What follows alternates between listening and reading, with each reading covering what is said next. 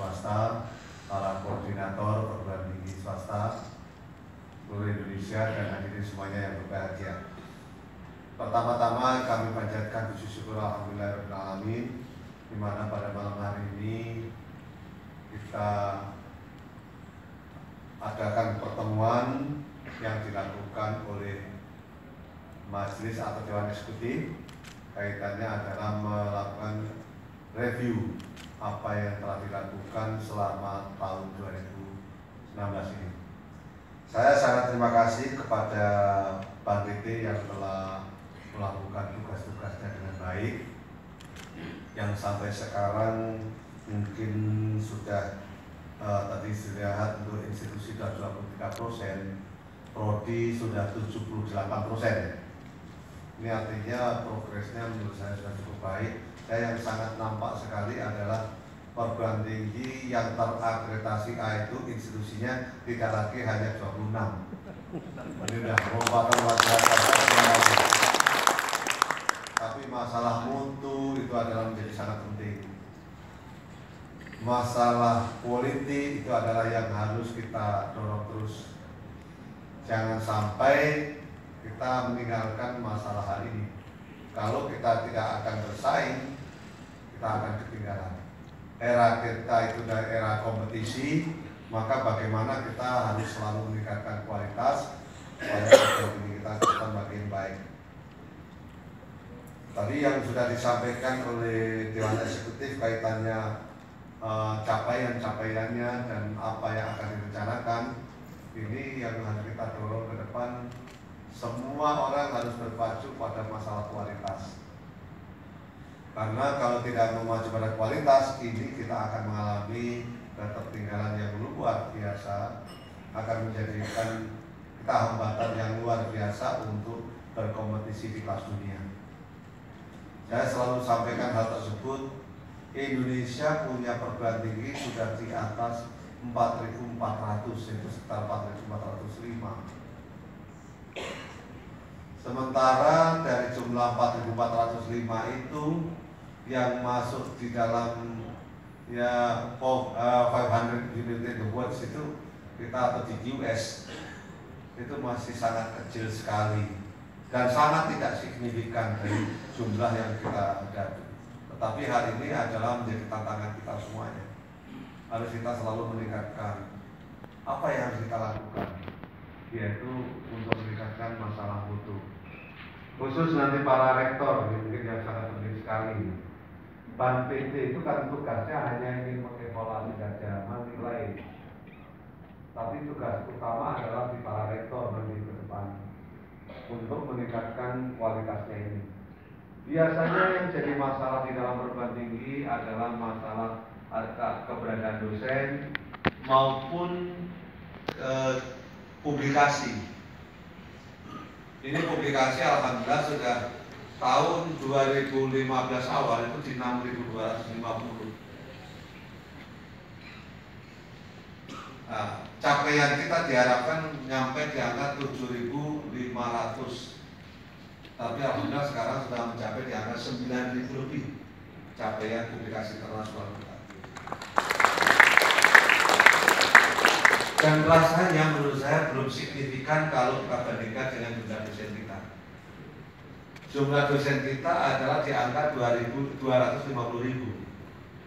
Guru besarnya itu di angka 6.000, kurang lebih sekitar itu.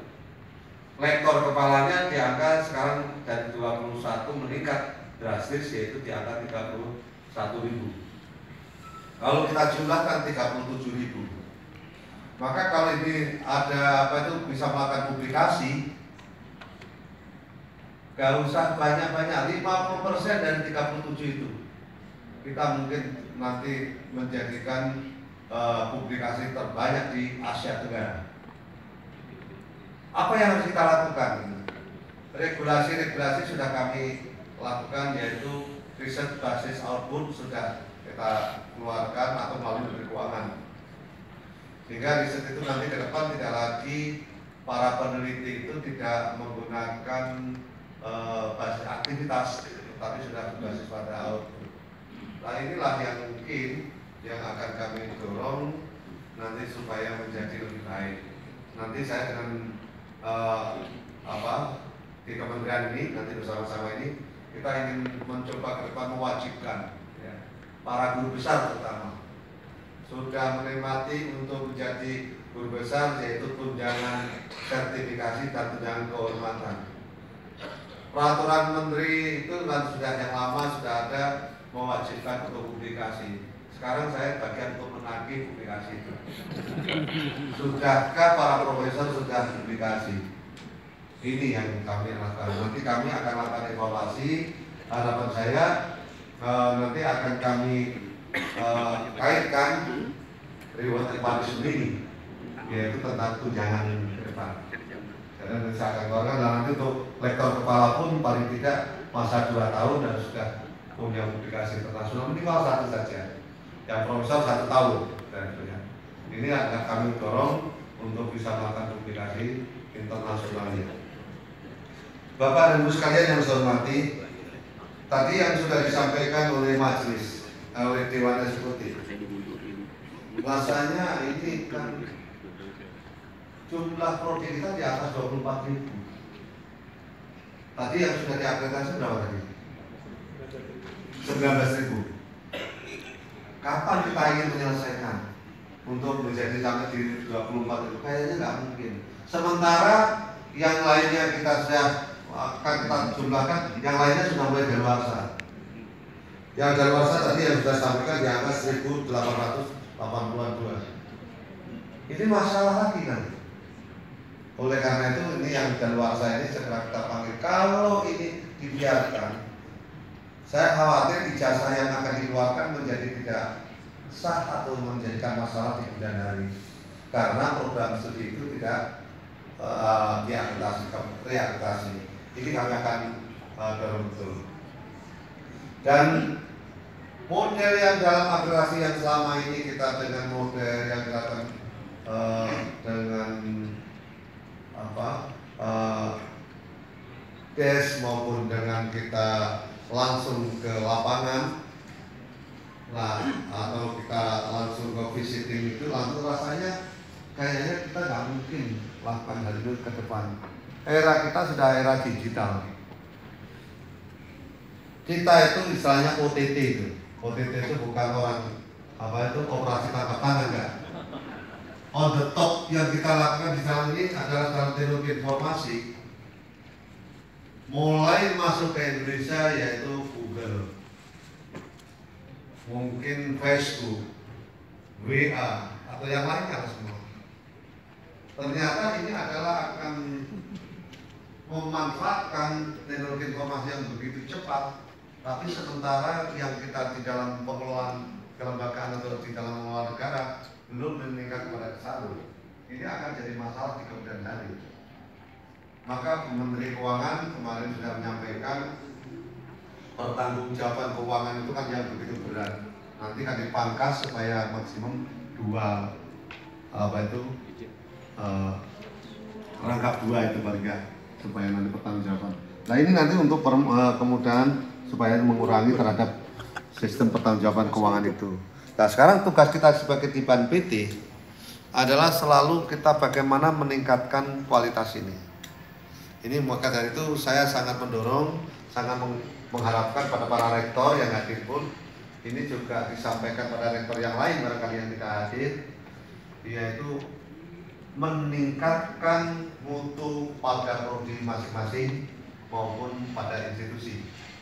Jangan menunggu institusinya itu kalau prodinya sudah baik dulu.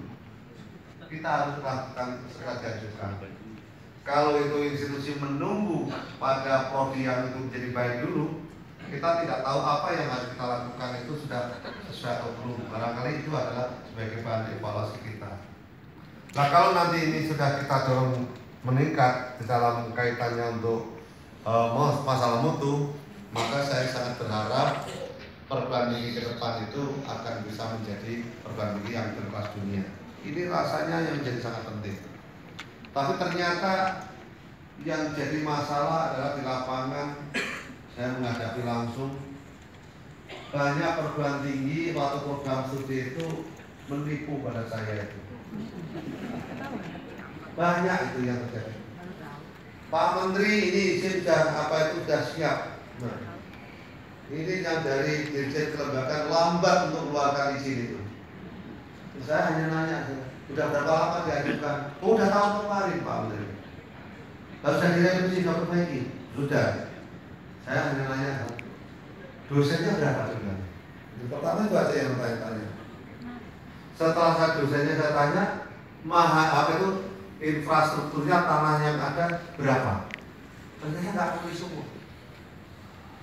Dia ngotot sekali untuk prodi yang diajukan, ternyata prodinya hanya ada dosennya 2, 3 dan seterusnya. Dan itu bisa diafirmasi. Oleh karena itu yang kami afirmasi bukan ini, yang pendidikan vokasi, bukan diafirmasi, memang harus kita lakukan pendidikan vokasi yang ke depan tidak cukup hanya dosen yang akademik, tapi juga dosen yang berasal dari industri nanti akan bisa berkolaborasi. Ini yang menjadi sangat penting pendidikan tinggi kita supaya menjadi lebih baik. Nah, inilah yang nanti masalah mutu menjadi tantangan kita bersama, dan jangan kita mentoleransi terhadap kecurangan. Mohon maaf, itu nanti ini saya mau izin kepada para asesor. Jangan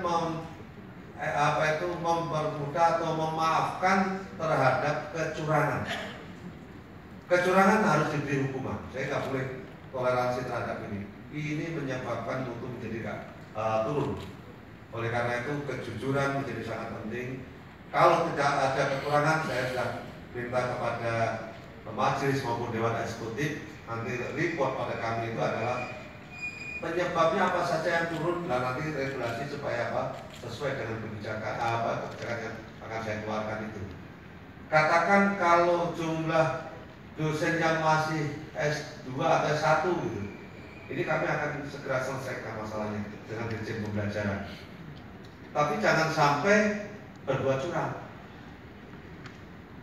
yaitu dengan cara mengambil dosen di perguruan tinggi lain atau instansi lain yang dia sebenarnya tidak mengajar di tempat situ, atau dia menggunakan nama itu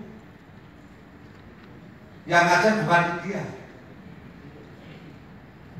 Saya itu pernah menghadapi hal masalah seperti ini, jangan sampai terjadi. Kalau kita sudah biasa menipu, apa yang harus kita berikan masalah mutu, ini yang menjadi sangat penting. Maka ini beberapa informasi yang harus kita dorong untuk Ban PT supaya menjadi lebih baik. Sehingga saya berharap nanti Ban PT itu bisa bekerja sama dengan Ban PT luar negeri, Bang. Ini baik. Ini Pak August ya, from DAD, Germany ya. Then I would like to cooperate and collaborate between DAD and Indonesia to improve in the quality, especially our higher education. Ini sangat penting sekali karena kita akan jadi masalah. Jadi ini adalah problem yang cukup berat. Oleh karena itu ini harus kita lakukan. Tadi yang sudah disampaikan untuk ke depan, yaitu menggunakan model yang online, itu saya sangat setuju sekali karena itu adalah harus kita lakukan. Bagaimana kita jangkau? Kita lagi akan siapkan bagaimana kuliah daring yang online system. Ini harus kita nggak bisa menghindari. Ke depan ini kita akan terjadi namanya borderless, classroomless.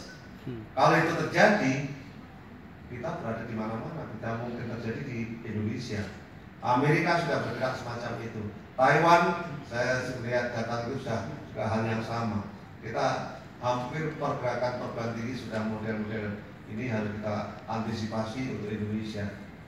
Tadi saya mendatangi di satu tempat di konferensi tadi di Ritz-Carlton, yaitu tentang pertumbuhan teknologi informasi.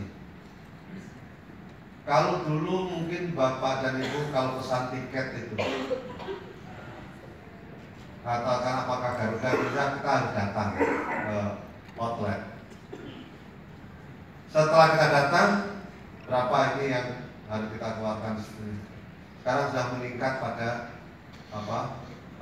online bisa kita lakukan. Inilah yang harus kita dorong. Oleh karena itu dengan online saya sangat terima kasih kepada Dewan Eksekutif dan Majelis. Mudah-mudahan ini bisa berjalan dengan baik. Tadi disebut namanya Sabto barangkali. Ada di antara kalian Bapak ini namanya Sabto. Apakah ini sistem akreditasi perguruan tinggi online atau begitu ya? Ini hanya karena tadi saya sama dengan Pak Sekjen itu. Jadi apa begitu hanya reka-reka, oh ternyata betul. Berarti bukan karena dari tim ada namanya Pak Sabto. Tapi kita adalah bagaimana akreditasi kita ke depan adalah dengan online system. Ini adalah solusi yang harus kita lakukan supaya perguruan tinggi ke depan menjadi lebih baik. Mohon juga kepada Dewan Eksekutif khusus yang untuk akreditasi di bidang pendidikan vokasi. Instrumen vokasi tidak akan sama mungkin dalam kaitannya dengan pendidikan non vokasi. Kalau itu nanti pendidikan vokasi sama, kita akan masalah. Pasti akan mengalami masalah yang cukup berat. Oleh karena itu harus dimodify, yaitu dengan adanya beberapa praktek.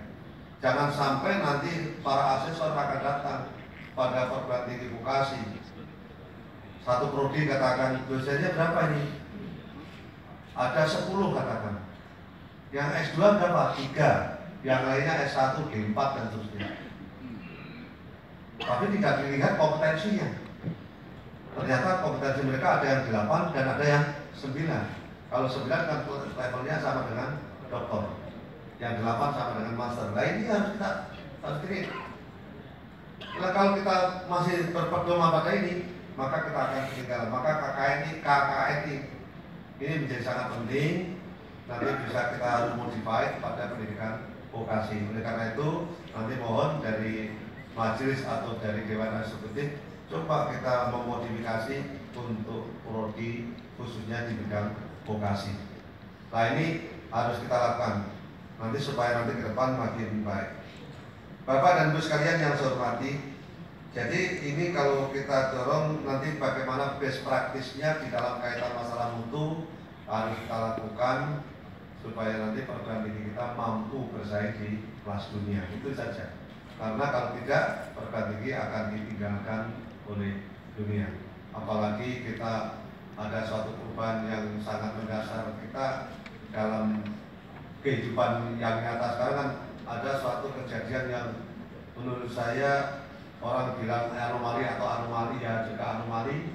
Kalau dibilang ada kejutan, terjadi kejutan, siapa yang mengatakan atau yang memprediksikan, mohon maaf, di Amerika Serikat di dalam masalah election, masalah presiden, apa itu di dalam ini polling di sana dilakukan, hampir semua mengatakan yang selalu menang adalah apa itu Hillary Clinton, tapi ternyata yang menang adalah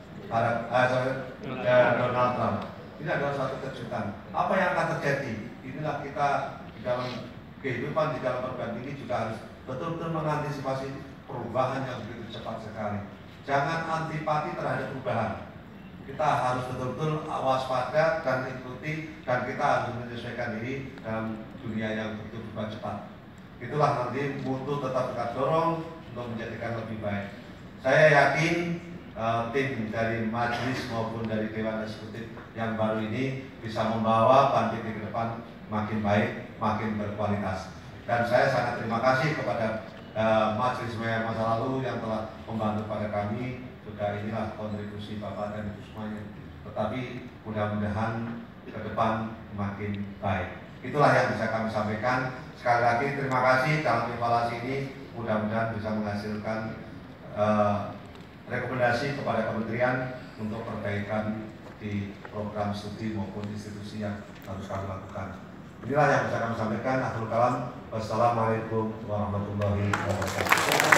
Selanjutnya mohon Sekretaris Jenderal Bapak Ainul Naim, Ketua Majelis Akreditasi Banpiti Bapak Dwi Wahyu Sasongko dan Direktur Eksekutif Banpiti Bapak Teba Sanudin untuk mendampingi majelis eksekutif menandai peresmian acara sekaligus peresmian sistem akreditasi perguruan tinggi atau SAPO yang ditandai dengan pukulan gong.